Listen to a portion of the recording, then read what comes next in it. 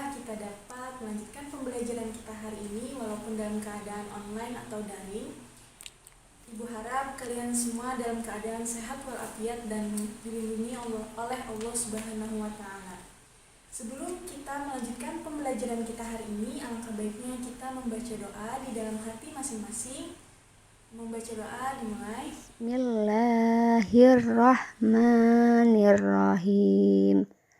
Raditu billahi rabba wa bil islami dina wa bi muhammadin nabiyya wa rasula. Rabbi sidni ilma warzuqni fahma. Baca doa selesai. Pertemuan sebelumnya kita sudah banyak membahas materi-materi tentang fluida statis. Nah, hari ini kita akan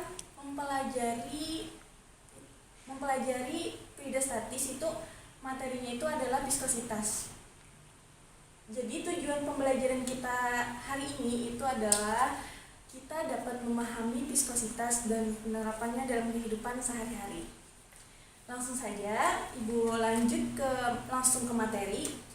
Jadi gerakan dari fluida, dari lapisan fluida itu akan menimbulkan gesekan. Nah, gesekan itu disebut dengan viskositas fluida.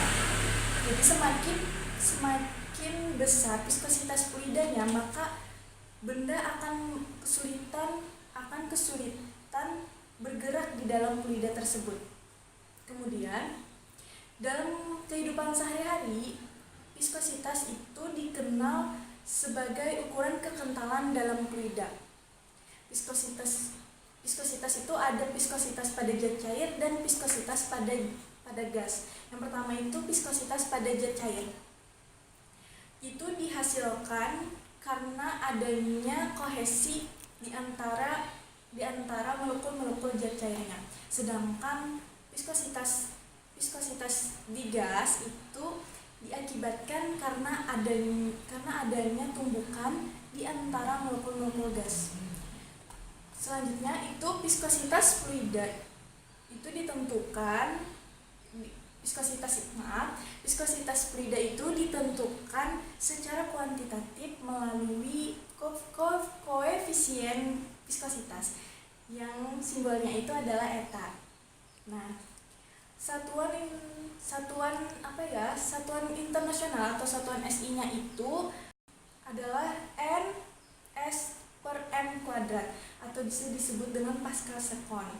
Nah, kemudian ada dari Stokes, itu beliau menentukan besarnya gaya hambat pada suatu bola yang berjari-jari R bergerak dengan kecepatan konstan dalam fluida yang memiliki koefisien viskositas. Jadi persamaan dari gaya Stokes tadi itu adalah ini. Nah, selanjutnya kita amati gambar nih. Ada bola di dalam fluida itu memiliki 3 gaya. Yang pertama itu ada gaya berat, ini W sama dengan M dikali G. Kemudian ada gaya Archimedes dan ada gaya Stokes. Nah, dari gambar ini itu ada kecepatan bola. Jadi kecepatan bola ini dipengaruhi oleh adanya percepatan gravitasi, sehingga kecepatan bola itu bertambah, dan kecepatan bola itu tadi kan bertambah, sehingga bola itu mencapai kecepatan terbesar yang tetap atau disebut dengan kecepatan terminal. Nah, ini adalah persamaan kecepatan terminal. Nah, ini rumusnya. Kemudian Ibu ada konsep viskositas dalam kehidupan sehari-hari. Itu bisa kita temukan pada beberapa jenis makanan. Itu yang pertama ada kecap, ada saus, dan ada susu kental manis. Nah,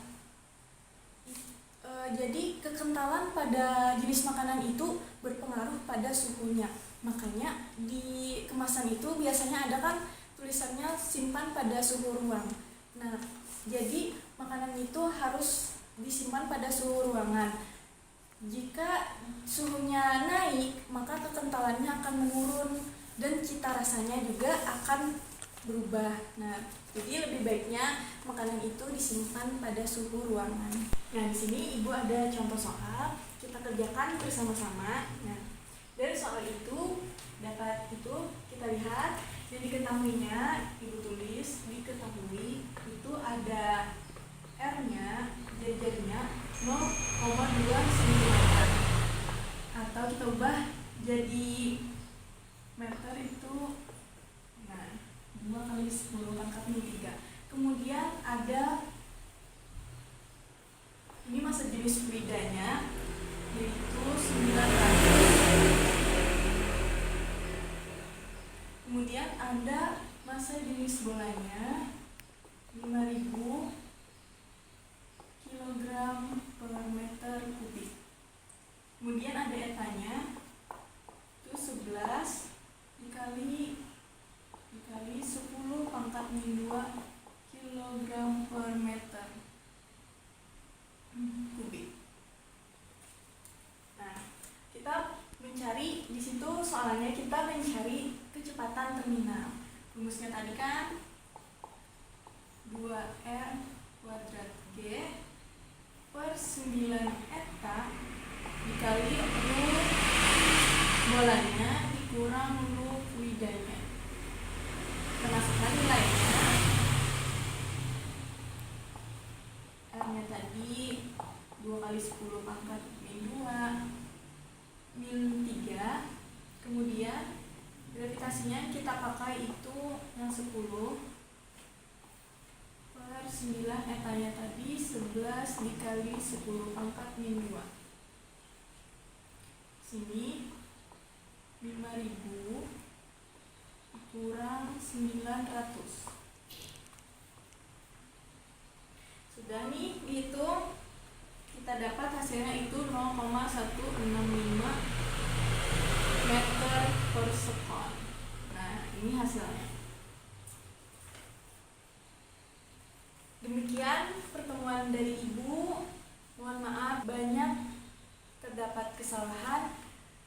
Semoga pembelajaran kita hari ini bermanfaat dan berkah. Ibu akhiri. Wassalamualaikum warahmatullahi wabarakatuh.